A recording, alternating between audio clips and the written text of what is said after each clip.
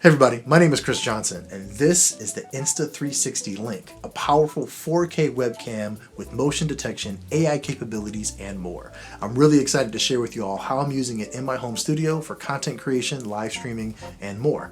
Let's go ahead and get into it.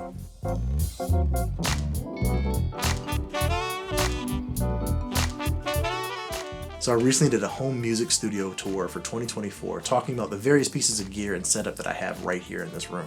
One of the things that I mentioned is that I have a new piece of gear, this Insta360 Link that I just added. If you're interested in the full video tour, make sure you check out the link below. But for today, we're going to get into the details of this webcam, looking at the image quality, talking about AI, motion detection, as well as setting scenes. So let's get to know the Insta360 Link in detail.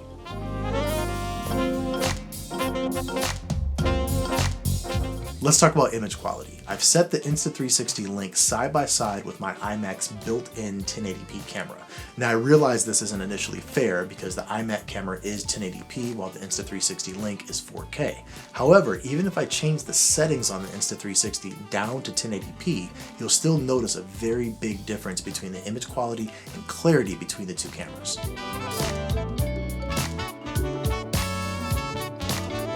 But it's not just about resolution. The Insta360 Link also has built-in motion detection, which is super convenient for live streaming. Sometimes during my live stream, I might go from writing something on the iPad to typing something on the keyboard, or even playing my MIDI controller or my trumpet.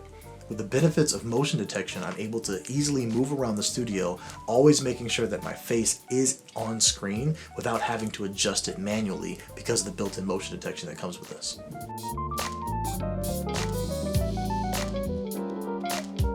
Now let's talk about scenes. While it's really convenient to use motion detection to track my face, there are some other times where I might want to just pinpoint on a certain area within my studio and have it set as a preset. All I have to do is navigate the camera to that particular area, create a hotkey and a preset for that, and then at any given time, the Insta360 can dial up that particular location and focus in on that area in my studio.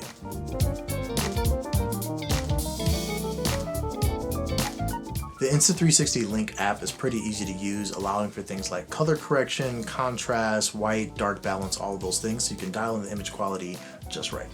All right, now I'm just going to test out some of the image settings on here and just kind of see what's available. Obviously, I can do auto exposure. I can take that on or off. I can mess with some of these things like my ISO. Lots of options there if I want to change the image a little bit. That does dial it in a bit, a little bit more dramatic. Obviously super exposed here, but the auto exposure, cool. But the auto exposure does do a pretty good job of creating a decent image here. Same thing, I can adjust, as you would expect, my brightness as much as possible. Put that back at 50. Can adjust contrast, saturation, etc. And it's pretty responsive, pretty quick. I do like the auto settings a lot. I can save a preset, super convenient.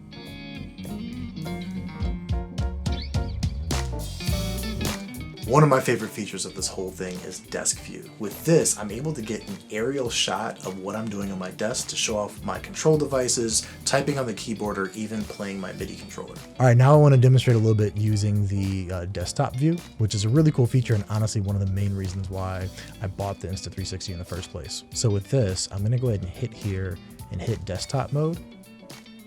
And you can see you have a pretty good view of what's happening on my desktop.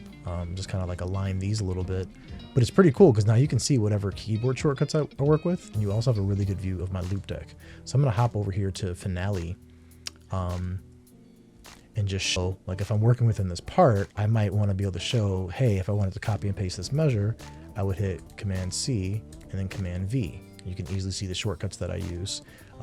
If I wanted to change the number of systems per page, I might grab this and say, Command Shift M.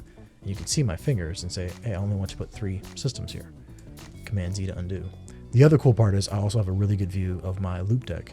So within my loop deck, I'm also able to show, how I use these shortcuts to move between parts, how I can kind of navigate around like this. I might, from my main part, I might want to bring up my mixer window here, right? I might want to edit which filter I'm using. You can see all the built-in shortcuts that I have going. I'll do a full video on the loop deck and how I use it with Finale and Logic Pro later, but for right now, I love this desktop view because that's exactly what I'm going to use to create those videos. Instead of having to put a camera on top, you know, like an external camera on top, I'm able to just utilize the Insta360 link, and it's pretty dope.